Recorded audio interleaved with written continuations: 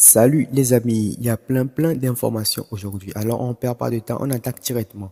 On commence par la une de Mundo Deportivo qui titre touché. L'équipe de Xavi est touchée mentalement ainsi que physiquement. À 48 heures du Classico, les joueurs ne sont pas du tout en confiance alors que c'est le meilleur moyen de relancer la saison avec une victoire contre le Real Madrid. La direction du FC Barcelone fait le forcing pour rapatrier Nico Gonzalez dès janvier car il ne fait plus confiance au cadre Sergio Busquets et Gérard Piqué. Bonne nouvelle aussi, le retour de Jules Koundé à l'entraînement qui s'est entraîné normalement avec le groupe. Il devrait partir titulaire contre le Real Madrid. On continue avec la une de Sport. Selon Sport, le Barça doit maintenant se concentrer sur la Liga et gagner la Liga à nouveau depuis 2 années consécutives sans l'avoir gagnée. Ainsi, l'objectif premier des hommes de Xavi, d'autant qu'ils sont au bord de l'élimination en Ligue des Champions. Laporta était très en colère après le match contre l'Inter. Il a montré directement sa colère dans les vestiaires. Il a fallu l'intervention de Jordi Cruyff et d'Alemany pour le calmer. Le président Laporta est en colère non seulement parce que son projet sportif tombe à l'eau, mais aussi à cause du budget financier, car une élimination en phase de poule de Ligue des Champions signifie des millions en moins dans le budget annuel à la fin de la saison, c'est-à-dire à la fin de l'exercice 2022-2023.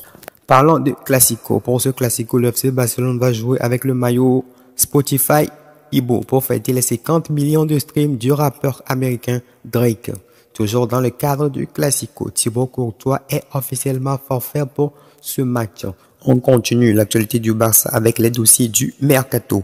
Le FC Barcelone prévoit de faire un Mercato gratuit comme ces dernières années. En effet, le Barça veut signer 4 différents joueurs gratuitement. On commence par Íñigo Martínez de l'Athletic Bilbao qui sera en fin de contrat dès l'été 2023. Ensuite, Léo Messi. On entend de plus en plus parler du dossier Léo Messi qui se rapproche du Barça. Laporta veut s'entretenir avec lui directement.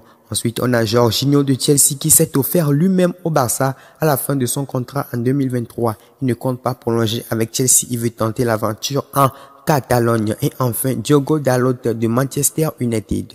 Le Barça veut renforcer le poste d'arrière droit, d'autant que le Barça n'a aucun arrêt droit de classe mondiale. Le Barça veut pallier cette absence, ainsi laisser Jules Koundé et Araujo dans l'axe qui seront à leur place normale, leur poste de prédilection. Mais Erik ten Hag prévoit de prolonger Diogo Dalot, ce qui va compliquer la tâche pour le Barça.